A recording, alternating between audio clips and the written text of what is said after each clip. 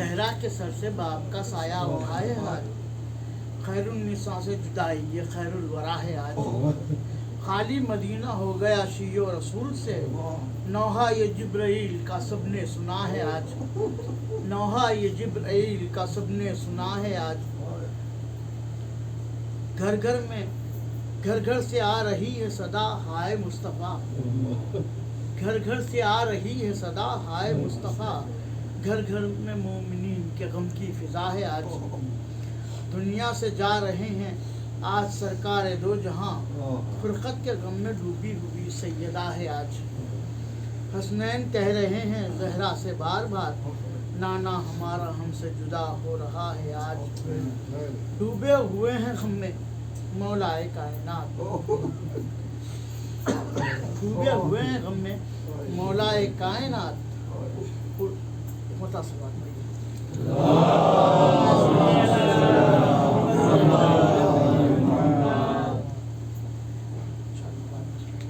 نعرہ صلوات،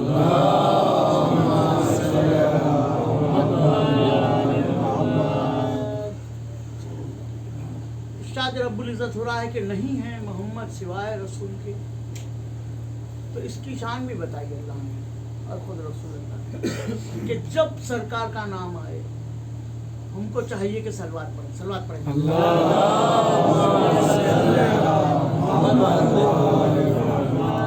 تو سرکار نے اپنے تعارف میں خود کہا کہ میں اس وقت بھی نبی تھا جب آدم بین ماء و طین یعنی مٹی اور پانی کے درمیان میں تھے، یعنی کہ ابھی اللہ نے اس بات کا بھی اعلان نہیں کیا تھا کہ میں زمین پر اپنا خلیفہ بنانے والا ہوں، اس وقت بھی سرکار نبی تھے، تو یہ کہنا کیوں پڑا اللہ رسول بنا کے بھیجا، ساری دنیا میں اس بات کا شورا ہو ہی جائے گا کہ سرکار اللہ کی جانب سے نبی بن کے آئے تھے، لیکن یہ اللہ نے خاص طور پہ یہ جو کہا کہ وما محمد اللہ رسول، اس کی کوئی وجہ ہونی چاہیے نا، اس کی وجہ ہمیں بعد رسالت کے جو حدیثیں گڑھی گئی ان سے پتہ چلا،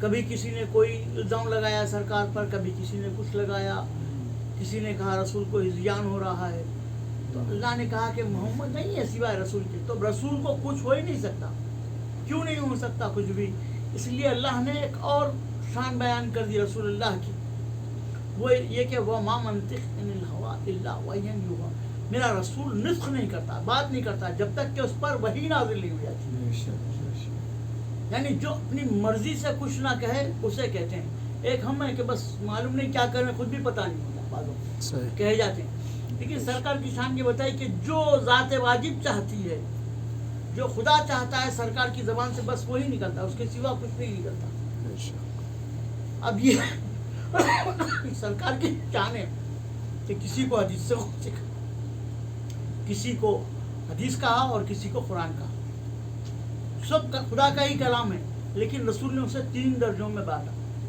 ایک خدا کا کلام جو کہ قرآن میں ترتیب پایا، دوسرے حدیث قدسی جو اس کے بعد کا درجہ رکھتی ہے، جس میں یہ بھی حدیث ملتی ہے کہ اللہ کو یہ بات محبوب ہوئی کہ وہ پچھنوا جائے تو اس نے محمد آل محمد کو پیدا کیا، یہ حدیث قدسی ہے،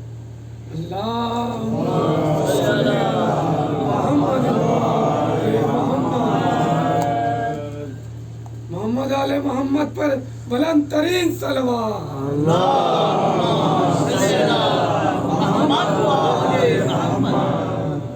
تو یہ حدیث قدسی ہے کہ اللہ نے پنجتن کے صدقے میں کائنات پیدا کی، تو اس کا بھی بڑا بلند درجہ ہے، اور اس کے بعد سرکار سے مروی حدیث ہیں جن کا بڑا مقام ہے، تو سرکار کو یہ اتہامات سے گزرنا تھا، اور ان امتحان دینے والوں کے چہروں کو بے نقاب کرنا تھا اللہ کو، دیکھیے بعض وقت بعض واقعہ جو ہوتا ہے اس کے نتیجے برعکس بھی نکالے جا سکتے ہیں، جیسا کہ نصارہ نجران آئے، یہ عہد کر لے کے آئے، پکا ارادہ کر لے گئے کہ ہم چاہے کیسی بھی دلیل دے لیں سرکار انہیں نبی نہیں مانیں گے، اور جب مباہلہ ختم ہو گیا، مباہلے پہ تقریر ہو چکی ہے، بس اتنا بتا رہا ہوں، یہ نتیجہ بتا رہا ہوں اس کا، تو کیا انہوں نے سرکار کو نبی مانا؟ نہیں مانا، جو ارادہ لے کے آئے تھے وہ لے کے چلے گئے، لیکن اللہ نے ان سے کچھ کہلوا دیا. آئے تھے سرکار کو جھٹلانے، لیکن جانے سے پہلے جو گواہی دی انہوں نے کیا کہا کہ ایسے چہرے دیکھ رہے ہیں کہ اگر یہ اشارہ کرے تو پہاڑ اپنی جگہ بدل دے. یعنی جو ناممکن چیز ہے پہاڑ کا جگہ بدلنا، یہ وہ لوگ ہیں کہ اگر ناممکن کو ممکن ہوتا ہوا دیکھنا چاہتے ہو تو ان کے اشاروں کی طرف دیکھو. یہ کن لوگوں نے کہا؟ نصارہ نجران نے کہا، اور سب کتابوں نے لکھا مباہلے کو. قرآن میں بھی آئے تھے مباہلہ موجود ہے کہ اس کو لوگ بعد والے جھٹلائیں نہ کہ مباہلہ ہوا ہی نہیں تھا، کوئی آیا نہیں تھا. ایسا نہیں، مباہلہ ہوا. تو یہ ہوا اس لیے مباہلہ کہ بعد کو جو جھوٹے آنے والے ہیں ان پر لعنت جائے. بے شک. نصارہ نجران نے تو تسلیم کر لیا کہ آپ سچے ہیں. اب ہماری مصلحت یہ کہ ہم دنیا کے ساتھ جہنم میں جانا چاہتے، لہٰذا تھوڑے سے پیسے دے کے آپ سے اجازت چاہتے. ورنہ جس کے اشارے پہ پہاڑ جگہ بدل دیں، وہ پہاڑ سونا بھی بن سکتے ہیں ان کے اشارے پہ. تو وہ جزیہ لیے کیا اور دیتے کیا نصارہ نجران کو؟ جن کے ہاتھ کا دھون زیورات میں بدل جائے، ہیرے جوہرات میں بدل جائے، وہ نصارہ نجران کا تھوڑا سا جزیہ لے کے اس لیے کہ اللہ نے ان سے وہ کام لیا. جو یہ ارادہ کرے رسول کو جھٹلانے کا، اسی سے رسول کی صداقت کا کلمہ پڑھوانا، یہ ہے اللہ کا کمال. یہ ہے ذات واجب کا کمال کہ جو آئے، کیوں آئے نجران سے؟ سرکار کو جھٹلانے کے ارادے سے اور کلمہ نہیں پڑھنے کے ارادے سے. اسلام بھی قبول نہیں کیا، کلمہ بھی نہیں پڑھا، لیکن صداقت کا کلمہ پڑھ کے گئے. خدا کا کلمہ نہیں پڑھا لیکن سرکار کی صداقت کا کلمہ پڑھا. یہ ہے کہ وہ جانتا ہے کہ کس سے کیا کام لینا ہے. ہم بہت ارادے کرتے ہیں، تو اللہ نے کہا کہ نہیں ہے مگر یہ کہ رسول. عظمت یہ ہے سرکار کی کہ صرف مانیے تو آپ رسول مانیے. رسول کے معنی ہے میسنجر، پیغام پہنچانے والا. تو کس کا پیغام پہنچانے والا؟ خدا کا پیغام. تو ایک وسیلہ عبد اور معبود کے درمیان میں چاہیے تھا، ورنہ اگر اللہ چاہتا تو ہر بچے کو ایماندار پیدا کر سکتا. وہ تو اللہ کل شیء قدیر ہے نا. لیکن ایک شخص سوالات لے کے آیا، کہا کہ اللہ کیا نہیں رکھتا، اللہ کے پاس کیا نہیں ہے، اللہ کیا نہیں کر سکتا.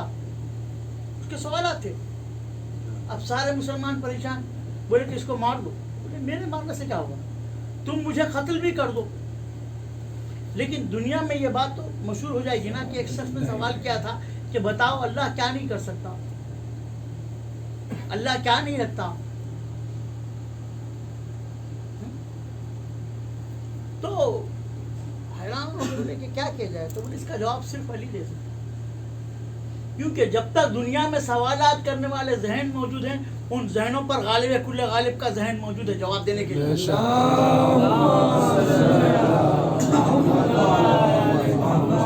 سلمان نے کہا کہ تیرا سوال صحیح ہے لیکن کر غلط لوگوں سے رہا ہے.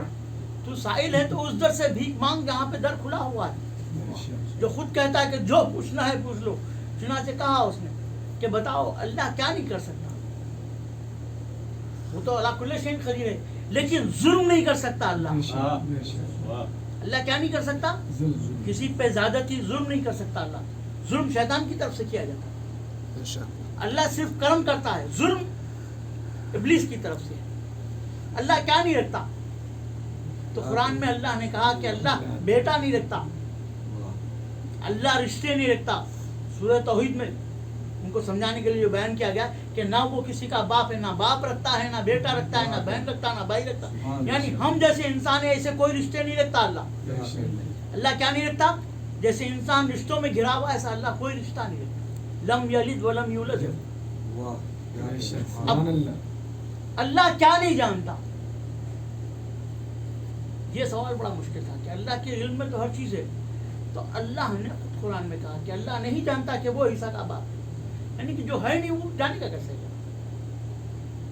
تو اس نے قرآن میں رکھ دیا جملہ. یہ جو عیسائی کہہ رہے ہیں کہ مسیح جو ہے اللہ کے بیٹے، تو کہا کہ اللہ نہیں جانتا کہ مسیح اس کے بیٹے. یہ غلط کہہ رہے ہیں، ایسا نہیں ہے. تو یہی ہے کہ انسان پوچھے اس سے جو بتانے والا ہو. تو سرکار جب آئے تو سرکار نے کیسے معاشرے میں بدلا. ایک طرف وہ عالم تھا عربوں کا، جہالت کا عالم یہ تھا کہ باپ مر گیا تو اس کی عورتیں بیٹوں میں بڑھتی تھی میراث کے طور پہ، مال کی طرح. سب سے بدترین جو رسم تھی قریش میں، وہ بتا رہا ہوں میں آپ کو، یہ تھی. اور عورت کا کوئی احترام نہیں تھا، زندہ دفن کر دیتے تھے. 23 سالہ تبلیغ میں بتایا کہ عورت کا رتبہ کیا ہے، مرتبہ کیا ہے، اخلاق کیا ہے. سرکار راستے سے گزر رہے ہیں، مسجد کی طرف بڑھ رہے ہیں. جن لوگوں نے مدینہ دیکھا ہے، سرکار کی دور کی بہت سی مسجدیں ہیں، ان کی زیارتیں کی ہیں، تو ایک مسجد کی طرف سرکار کے قدم بڑھ رہے ہیں کہ آپ نے اپنے چلنے کی رفتار کم کر لی، آہستہ چلنے لگے. تو ساتھ میں نے کہا کہ سرکار آپ اتنے آہستہ کیوں چل رہے ہیں؟ تو کہا کہ سامنے ایک عیسائی عالم چل رہا ہے جو بہت بوڑھا ہے. میں 2 قدم اس سے آگے بڑھ کے اسے اس بات کا احساس نہیں دلانا چاہتا کہ وہ ضعیف ہو گیا ہے. یہ ہے اسلام کی تعلیمات، یہ ہے سرکار کی تعلیمات. ہے قدرت میں کہ تیز چلا جا سکتا ہے. اب اس دور میں کون کرے گا؟ یہاں تو دوڑ لگی ہوئی ہے کہ ہم سب کو پیچھے دکھائیں گے. آج کا جو مزاج بنایا ہے ابلیس نے بنایا ہے کہ سب کو پیچھے دکھایا جائے. بڑا بھائی ہے تو اس کو زیادہ کما کے اس سے بڑا گھر بنا کے دکھایا جائے، سب کو اپنے سے کم کر کے دکھایا جائے. اس میں انسان کامیابی سمجھتا ہے. سرکار فرماتے ہیں نہیں، سب کا دل جیتنے میں کامیابی ہے، سب کا ذہن جیتنے میں کامیابی ہے. ذہنوں پر حکومت کرو، دلوں پر حکومت کرو. یہ زمین کے خطوں کو پھیلا کے کیا کرو گے؟ تم کو تو اتنی زمین ملے گی جتنے میں تم کو جانا ہے. اور اس دور میں تو اس میں بھی ایک ایک خبر میں کئی آ رہے کے بعد دی گئی. وہ اندور کے شہر نے کہا کہ اے موت تیرا شکریہ کہ تو نے زمیندار کر دیا. لیکن میں نے حیدرآباد میں دیکھا ہے، کئی قبرستانوں میں میں نے دیکھا کہ ایک ایک خبر میں باپ ہے، اس کے 4 سال 10 سال کے بعد میں بیٹا ہے، اس کے 10 سال کے اندر پوترا جا رہا ہے. 3 نام لکھے ہوئے گئے تختی کہ موت کے بعد جو زمین مل رہی وہ بھی آپ کی اپنی نہیں رہے گی. معلوم نہیں اس میں پھر کسی کو لا کے ڈال دیا جائے گا، یا پہلے کتنے تھے جن پر آپ جا رہے ہیں. تو یہ دنیا تو فانی ہے، تو پھر بقا کس سے ہے؟ تو سرکار نے بتایا بقا اسی میں ہے جو اللہ کی مرضی سے قریب ہو گیا. اب دیکھیے اتنے بڑے عرب کے شہر میں 10-12 نام ملتے ہیں خاص اصحاب کے جنہوں نے سرکار کو کھاندہ دیا. سب سے کم اصحاب جو ملے ہیں وہ سرکار رسالت کو ملے. اصحاب یعنی سچے چاہنے والے. یوں دیکھنے میں ہزاروں، جیسا کہ آج کے دور میں بھی ہزاروں. اب قائم کو چاہیے 313. اب یہ جو میں نے گلشہ مجلس میں بتایا کہ اربعین کے جلوس میں جو امام حسین کی زری تک جا کے پڑھتے ہیں، ان سب کو ایمان کی سند ملی ہوئی ہے. لیکن وہ جو منزل ہے 10ویں درجے کی، اس سے بھی پرے ہیں یہ. ہم دوسروں کو کیا بتاؤں، اپنے آپ کو بتا رہا ہوں کہ لبیک تو ہم کہتے ہیں ابن رسول اللہ، لیکن ہم کیا اس منزل پہ ہے کہ اصحاب امام حسین کے برابر ٹھہر سکے؟ ہم کو دنیا میں آئے اسی لیے کہ ہم اس رتبے تک جائیں. بس یہ اب ہمارے اوپر ہے کہ ہم چاہے پہلے زینے پہ رک جائیں، چاہے دوسرے تک جائیں، چاہے آگے قدم بڑھائیں. تو سرکار نے 2000 معجزات دکھائے، 2000 معجزات. اور کمال یہ تھا کردار کا سرکار کے کہ بس کبھی کسی نے غصے میں نہیں دیکھا. ابھی نبوت کا اعلان کیا ہے، ابتدائی دور ہے اعلان نبوت کا. سرکار غار حرا میں جا کے بیٹھتے ہیں بعد اور اپنی عبادت انجام دیتے ہیں. مدینے سے فاصلے پہ ہے کہ آج بھی لوگ جائیں تو تھک جائیں اس بلندی تک. تو اتر کے سرکار آ رہے ہیں، دیکھا ایک ضعیف عورت کچھ لکڑیاں اٹھائی ہوئی جا رہی ہے. تو پوچھا اس سے کیا میں تیری کوئی مدد کروں؟ تو اس نے کہا کہ کون نہیں چاہے گا مدد کرنا، یہ وزن نہیں اٹھ رہا مجھ سے، تم اٹھا دو. سرکار نے اس کا وزن لے کے اپنے کھاتے پہ رکھی، اس کی جو لکڑیاں تھیں وہ اٹھا لی. تو وہ رستے تمام سرکار سے بات کرتی جا رہی ہے کہ اس دور میں ایسے لوگ کہاں سے میسر آتے ہیں جو کسی کا خیال کریں جیسے تم نے میرا خیال کیا. تم بہت شریف اور اچھے انسان معلوم ہوتے ہیں. پہلے تعریف کر رہی ہے سرکار کی کہ تم نے میرا بوجھ اپنے سر لے لیا اور یہ بھی نہیں پوچھا کہ کہاں تک لے جانا ہے. تو سرکار سنتے ہوئے اس کی گفتگو جا رہے ہیں. تو جب اس کا گھر قریب آنے لگا تو وہ سرکار کے خلاف سرکار سے کہہ رہی ہے میں نے سنا ہے کہ ایک شخص نے محمد نے ایک نئے دین کا آغاز کیا ہے اور ہمارے باپ دادا کے دین کو وہ غلط کہہ رہا ہے. تم نے مجھ پہ احسان کیا ہے تو تم سے میری ایک خواہش ہے کہ اس سے مت ملو کیونکہ وہ جادوگر اپنی باتوں میں لوگوں کو ایسے الجھاتا ہے کہ لوگ اس کے ہو کے رہ جاتے ہیں. تو سرکار نے کہا کہ میں اس سے ملے بغیر نہیں رہ سکتا. تو اس نے پوچھا کہ کیوں؟ تو کہا کہ وہ خود میں ہوں. جب سرکار نے کہا کہ وہ خود میں ہوں تو وہ حیران رہ گئی. اس نے کہا کہ پھر تمہاری باتیں بھی تمہاری طرح پیاری ہوں گی, مجھے سکھا دو, میں تمہارا کلمہ پڑھنے کے لیے تیار ہوں. یہ تھا تبلیغ کا انداز. عظمت محمد آل محمد پر بلند ترین صلوات. اللهم صل على محمد وآل محمد. نعرہ تکبیر, یا اکبر, نعرہ تکبیر, اللہ اکبر, نعرہ رسالت, یا رسول اللہ, نعرہ رسالت, یا رسول اللہ, نعرہ حیدری. حیدری. محمد آل محمد پر بلند ترین صلوات.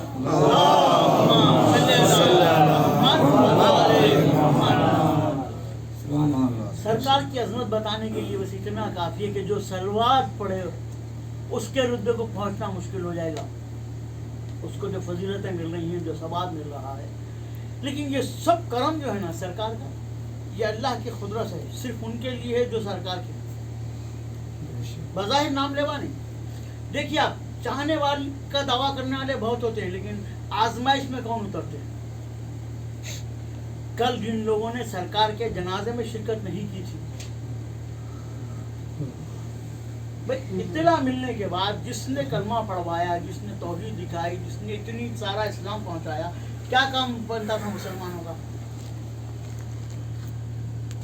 جنازے میں شریک ہوتے, کم از کم آ کے نماز میت میں شریک ہوتے, مٹی میں شریک ہوتے. 17, 13, 11 نام لکھے ہوئے ہیں تاریخ میں زیادہ سے زیادہ کہ جنہوں نے شرکت فرمائی جنازے میں.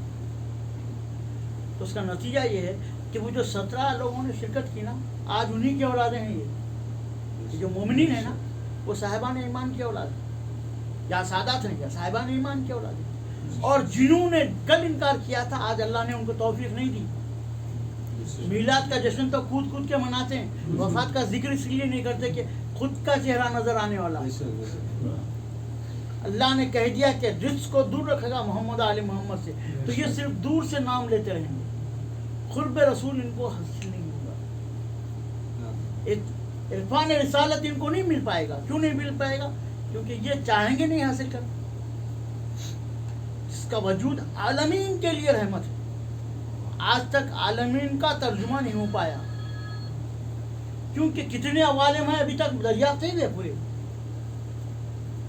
کچھ عالموں کا ذکر ملتا ہے لیکن عالمین میں تمام عالمین ہیں. عالمین کتنے ہیں, اس میں کتنی بستیاں ہیں, وہاں کے لوگ کیسے ہیں, وہاں کے لوگوں کا مذہب کیا ہے, کچھ نہیں جانتے لوگ, ابھی تلاش میں ہیں. گزشتہ ایک مجلس میں نے پڑھا تھا کہ شاید یا نہیں کسی اور مقام پہ کہ ایک شخص نے سوال کیا تھا کہ پانی کا ذائقہ کیا ہے. تو کون جواب دے گا پانی کے ذائقے کے بارے میں؟ وہی دے سکتا ہے جس کے پاس ہر سوال کا جواب ہے, اور کوئی نہیں دے سکتا. میرے مولا نے کہا کہ اس میں زندگی کا ذائقہ ہے. پانی میں کون سا ذائقہ ہے؟ زندگی کا ذائقہ ہے. تو کہا کہ زندگی کا ذائقہ سمجھتے ہو؟ آج دنیا میں ڈھونڈنے نکل رہے ہیں تو پہلی چیز جو ڈھونڈی جا رہی ہے ستاروں میں وہ یہ کہ پانی ہے یا نہیں. کیونکہ اگر پانی ملے گا تو زندگی ملے گی, ورنہ فنا کے گھاٹ اتر جائیں گے. جب کہہ دیا مولا نے کہ پانی میں زندگی ہے, تو آج جو تلاش ہے, آپ ساری دنیا کی بستیوں کو دیکھ لیجیے, وہیں ہوں گی جہاں پانی ہوگا لوگ آباد ہوں گے, جانور بھی آباد ہوں گے. وہیں جہاں پانی نہیں ہے نہ وہاں انسان ملے گا نہ جانور ملے گا. کیوں کہ جہاں حیات کا ذائقہ ہے وہیں حیات ہے. اور یہ اللہ کا کرم ہے کہ مخلوق کے لیے پانی ضروری ہے, تو اس نے 3 حصے پانی, 1 حصہ خشکی رکھا کہ لوگ یہ نہ کہیں کہ پانی کم پڑ گیا، نہیں، پانی تمہاری زمین سے کئی گنا زیادہ سبحان اللہ سبحان اللہ حاصل کرنا کی عقل تم کو دے چکا ہے اللہ. کل تک آپ کے شہر میں کھارا پانی تھا، آج ہر گھر میں میٹھا پانی پہنچ گیا. کون سا زمین سے نکالا میٹھا پانی؟ اللہ نے عقل دی، سمندر کے پانی کو میٹھا کر کے پیش کر. تو یہ کس کا احسان ہے؟ اللہ ہی کا تو احسان ہے. تو سرکار رسالت ماں محمد اللہ رسول اسی لیے کہا گیا کہ بعد کو آنے والوں نے کچھ جھوٹی حدیثیں کرنی شروع کی تھی، اس کا جواب اللہ نے پہلے ہی دے دیا. جیسے کہ سرکار کے آخری وقت سرکار کہہ رہے ہیں کہ لاؤ میں ایک ایسا نوشتہ لکھ دوں. بھائی پورا قرآن نازل ہوا، سرکار نے قلم نہیں اٹھایا، صرف ایک وقت اٹھایا سرکار نے قلم، صلح حدیبیہ کے وقت. جو لوگ نہیں جانتے ہیں کہ سرکار پڑھنا لکھنا نہیں جاتا تھا کہتے تھے، ان کے جواب دینے کے لیے ان کی زندگی میں سرکار نے ایک بار قلم اٹھا کے بتایا کہ میں پڑھنا بھی جانتا ہوں، لکھنا بھی جانتا ہوں. سبحان اللہ سبحان اللہ. صلح حدیبیہ کا واقعہ میں خاص طور پہ ملتا ہے کہ سرکار کے نام کے ساتھ لکھا ہوا تھا محمد رسول اللہ. کفار نے کہا کہ بھئی ہم آپ کو جب رسول نہیں مانتے تو پھر یہ آپ کا نام محمد رسول اللہ ہم کیوں قبول کریں؟ تو آپ نے کہا کیا چاہتے ہو؟ تو کہا کہ آپ اپنے نام کے ساتھ اپنے والد کا نام لکھیں، جیسا کہ دستور دنیا میں محمد ابن عبداللہ. تو چونکہ سلانامہ مولا کائنات نے لکھا تھا، کہا کہ کاٹیے. تو مولا نے کہا کہ میں رسول مانتا ہوں، میں کیسے کاٹوں؟ تو سرکار نے قلم لیا اور رسول اللہ کا لفظ کاٹ کے اس کے نیچے لکھا، بازو میں لکھا ابن عبداللہ. تو لکھ کے بتایا سرکار نے، ابن عبداللہ لکھ کے بتایا کہ میں لکھنا بھی جانتا ہوں، پڑھنا بھی جانتا ہوں. بے شک لکھ کے بتایا، صلح نامے پہ لکھ کے، محمد ابن عبداللہ لکھ کے بتایا دنیا کو کہ میں لکھنا پڑھنا جانتا ہوں. صرف اس لیے. اب یہ ہے کہ دیکھیے جیسے بڑے لوگ ہوتے ہیں تو انہیں کیا ضرورت ہے، ان کے خادم ہوتے ہیں، نوکر ہوتے ہیں، جو وہ کہتے ہیں لوگ. سرکار کا قرآن نازل ہوتا تھا، جیسے سناتے کئی لوگ حفظ کر لیتے تھے، کئی لوگ لکھ لیتے تھے. تو سرکار نے لکھ کے نہیں دکھایا. لیکن یہ الزام نہ لگے کہ پڑھے لکھے نہ تھے، لکھ کے بھی بتایا سرکار نے، پڑھ کے بھی بتایا سلام نے کہ میں کوئی ان پڑھ نہیں ہوں. اور یہی وجہ ہے کہ پہلا نبی جہاں سے نبوت کا آغاز ہوا، اللہ نے علم کا ذکر کیا. جب اللہ نے اعلان کیا نا کہ میں زمین پر خلیفہ بنانے والا ہوں، تو لوگوں نے، فرشتوں نے، معصوم فرشتوں کے درمیان سے ایک آواز اٹھی، کیا ایسے کو نبی بنائے گا جو زمین پر خون ریزی کا باعث ہوں گے؟ تو کہا کہ تم جو جانتے ہو میں جو جانتا ہوں تم نہیں جانتے. علم کا حوالہ دیا، میں جو علم رکھتا ہوں وہ علم تم نہیں رکھتے. یہ کہہ کے فرشتوں کو خاموش کیا.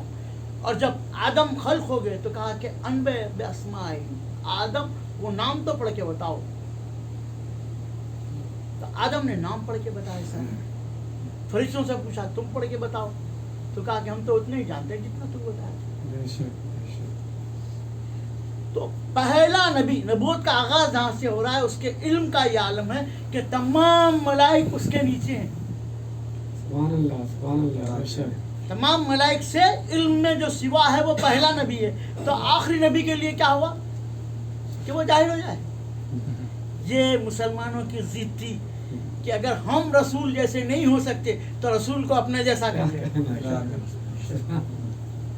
ورنہ پہلا نبی اتنا پڑھا لکھا ہو کہ معصوم ملائک پورے کے پورے، ملائکہ کو بہت ساری باتیں علم میں تھی، لیکن یہاں پہنچ کے ان کا علم ختم ہو جاتا تھا جہاں سے آدم کا علم شروع ہوتا.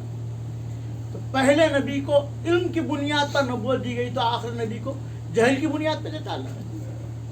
سوارے مسلمان، یہ نبی کی دشمنی تھی جس نے لکھوایا کہ امی کے معنی جاہل کے ہیں. امی کے معنی ہیں ماں کے چہیتے کے اثر. عربی میں امی اس بچے کو کہتے ہیں جو ماں کا زیادہ چہیتا ہو. تو جب باپ گزر جاتا ہے تو ماں کی محبت کا مرکز بیٹا ہو جاتا ہے. تو سرکار کی پہلے والد وفا پائے تھے تو ماں کی محبت کا مرکز بن گئے. تو آمینہ کے لال کہلائے زیادہ. اور دوسرے یہ کہ جو کسی کے آگے زانو ادب نہ طے کرے اسے بھی امی کہتے تھے کہ بھائی تم نے لیجیے گا تو تمہاری نگاہیں اتنی معتبر ہے کہ اس پر اعتبار کیا جائے. اللہ نے اعتبار کا بھی ایک معیار بتایا. بے شک بے شک. کفار نے جب جھٹلایا رسالت میں آپ کی نبوت کو تو کہا ان سے کہہ دو قل کفا باللہ شہیدوں، کہہ دو کہ میری گواہی کے لیے اللہ کافی ہے. وعندہم علم الکتاب، اور وہ کہ جس کے پاس علم کتاب ہے. جاہل کی گواہی نہیں،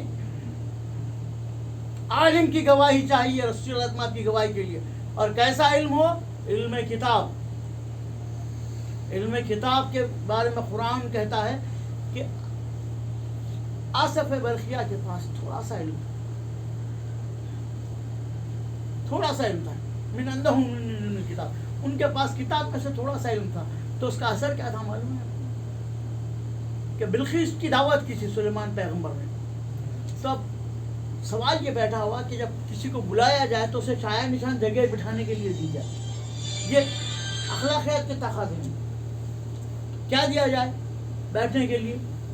تو کہا کہ ان کو ان کے تخت پہ بٹھایا جائے. تو بولے کون لائے تخت بلقیس ملک سبا سے؟ تو آخر جو دن تھا ان کو بولا کہ میں لاؤں گا، لیکن پلک زر آپ اپنے مقام سے اٹھے تک جتنی دیر میں آپ کھڑے رہیں گے میں اتنی دیر میں لے کے آ جائیں. تو کہا نہیں سٹیس. تو آصف برخیہ نے کیا کہا؟ پلک زدن نہیں ہوں، بس پلک ماری اور تھا حاضر. تو بولے یہ لائے کیسا ہوں؟ زیر زمین سے لے کے ایسے نہیں آپ فضا میں لائے. وہ تھا ایک اسم کا کمال. وہ اسم کس کا تھا؟ وہ اسماء خاص معصوم فرمان دے کہ وہ ہم ہیں جن کے وسیلے سے اللہ دعا کرنے کے لیے کہتا ہے کہ اللہ کو اسماء حسنہ کے ذریعے دعا کرو. تو اسماء حسنہ کس کو ملے؟ اللہ نے کس کا نام حسن رکھا؟ اپنے نام کس کو دیے؟ پنجتن کو دیے. تو یہ ان کے نام کا اثر یہ تھا کہ جیسے ہی نام زبان پر آیا جو چاہا وہ مل گیا. یعنی کہاں تھا وہ کہاں آ گیا تخت. تھوڑا سا علم جس کے پاس تھا اس نے تخت کو پہنچا دیا. تو پوری کتاب کا علم کس کے پاس تھا؟ مولا کائنات کے پاس. اسی لیے سب دعوے کیے ہم وہ سب. مولا کے القاب چرانے کی بہت کوشش کی گئی، بہت سے لگا لیے اپنے نام کے ساتھ. جیسا کہ میں نے کہا کہ مباہلہ ہوا تھا اس لیے کہ بعد میں جو مباہلے میں سچے گئے ان کو جھوٹے لانے والوں کے چہرے نظر آئے. مباہلہ جو ہوا تھا سرکار کی آنکھ بند ہوتی، جو لوگ جھٹلانے کے لیے آئے پنجتن کو پتا چلے کہ سچے کدھر ہیں جھوٹے کدھر ہیں تو کیسے چلے گا پتہ؟ بھائی دو گروہ آئے آمنے سامنے کھڑے ہوئے، ایک نے ایک چیز کا دعویٰ پیش کیا، دوسرے نے اسے رد کیا. اب ہم تو اس دور میں تھے نہیں، کس کو سچا مانے کس کو جھوٹا مانے؟ تو پہلے قرآن دیکھیں. جو مباہلے کے سچے ہیں وہی سچے ہیں، جو مباہلے کے سچوں کے مقابل آئے وہ جھوٹے ہیں. اب چاہے آپ نے کوئی لقب دے لیں. تو ایک نقاب اتارنی تھی چہرے سے.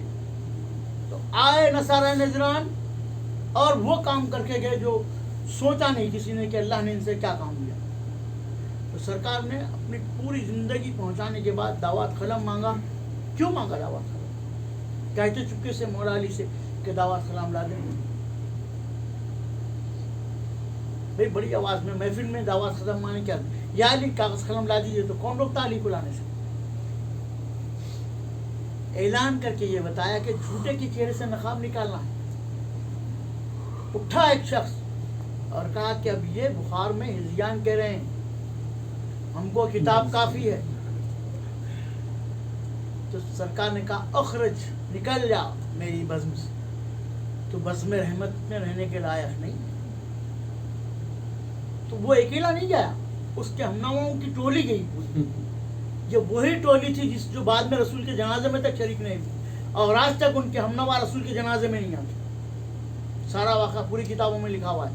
بخاری میں بھی لکھا ہوا ہے واقعہ خرطاس، اور صحیح مسلم میں بھی، اور کئی کتابوں میں لکھا ہوا ہے. ایسا نہیں ہے کہ ہم ہوا میں بات کریں، کہ پوری کتابوں میں لکھا ہوا ہے واقعہ خرطاس کے سرکار کو کاغذ قلم دینے سے انکار کر دیا. اور اس کے بعد سرکار گھر تشریف لائے، اور جب گھر تشریف لائے تو زوف میں اضافہ تھا. زہرا بیٹھی ہوئی تھی. کہا کہ بابا میں نے ایک عجیب خواب دیکھا. شہزادی اپنا خواب بیان کیا. کہا کہ کیا دیکھا بیٹی خواب میں؟ تو کہا کہ میں قرآن پڑھ رہی ہوں کہ قرآن کا ورق ایک تند ہوا کا دھوکا آیا اور میرے ہاتھ سے غائب ہو گیا.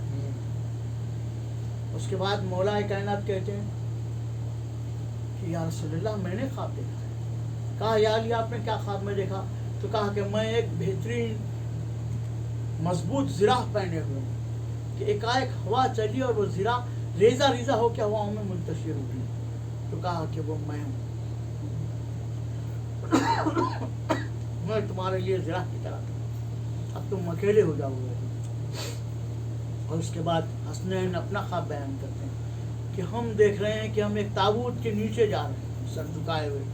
تو کہا کہ عنقریب وہ میرا تابوت نکلے گا جس کے نیچے تم دونوں چلو گے. اس کے بعد سرکار پر غشی تعلیم ہوئی. کچھ ساعتیں گزری، کسی نے آ کے دخل باب کیا. زہرا نے پوچھا کون؟ کہا کہ مجھے رسول سے کام ہے، مجھے اذن ملاقات دیا جائے. زہرا نے کہا کہ نہیں، بابا پر غشی کا علم طاری ہے، پھر کسی وقت آنا. لیکن زہرا محسوس کر رہی تھی کہ گیا نہیں آنے والا. کچھ دیر رکنے کے بعد اس نے پھر دخل بات کیا. رسول کی بیٹی نے پھر وہی سوال کیا کون ہے؟ کہا کہ مجھے اذن ملاقات دیا جائے. کہا کہ بابا غش میں ہیں، پھر کسی وقت آنا. تیسری بار اس نے دستک کچھ دیر تک دی. یہ بات زہرا کو ناگوار گزری کہ کوئی دروازے پہ دستک دیر تک دی. آنکھوں سے آنسو جاری ہو گئے. تو سوچے وہ زہرا کا عالم اس وقت کیا ہوا ہوگا جب دروازہ جلایا گیا، جسے یہ گوارا نہ تھا کہ کوئی زور سے دستک دے دے. زہرا کی آنکھوں سے آنسو نکلے اور رسالت ماں کے رخسار پر گرے. تو ایک مرتبہ آنکھیں کھولیے کہا کہ جانے پیدر کس نے مغموم کیا؟ تو کہا بابا ایک عربی آپ سے ملاقات کرنا چاہتا ہے. کہہ چکی ہوں کہ بابا پر کی طبیعت ٹھیک نہیں ہے لیکن وہ جاتا نہیں، کہتا کہ ملنا بہت ضروری ہے. تو کہا کہ سیدہ تم کیا چاہتے؟ کہا بابا وہ ہے کون؟ کہا کہ یہ جماعتوں کو متفرق کرتا ہے، عورتوں کو بیوہ، بچوں کو یتیم بناتا ہے. یہ ملک الموت ہے، یہ کسی کے گھر آج تک اجازت لینے نہیں گیا. زہرا یہ تیری دیوڑی کا شرف ہے کہ ملک الموت دروازے پہ کھڑا اذن مانگ رہا ہے، بیٹی سے اجازت دے لے. ملک الموت اجازت لے کے داخل ہوا، چاہا کہ قبض روح کرے. مرتبہ رسالت ماں نے اس کے اشارے سے اسے روک دیا. کہا کہ حکم. کہا کہ ملک الموت پیاس محسوس ہوتی ہے؟ تو کہا کہ ہاں. مولا کائنات نے پانی پیش کیا. رسالت ماں نے پانی پیا اور اس کے بعد جبرائیل نازل ہوئے. جب جبرائیل نازل ہوئے تو سرکار کے لیے جنت سے کفن لائے تھے اور اس کے ساتھ کافر جنت لائے تھے. تو سرکار نے اس کے 4 حصے کیے. ایک حصہ دے کے کہا کہ یہ میرے لیے ہے. دوسرا حصہ دے کے کہا یا علی یہ تمہارے لیے ہے. تیسرا حصہ دے کے کہا کہ یہ فاطمہ کے لیے ہے. چوتھا حصہ کافر جنت کا امام حسن کو دیا. اس کے بعد حسین نے رسول اللہ کا چہرہ دیکھا تو کہا بیٹا حسین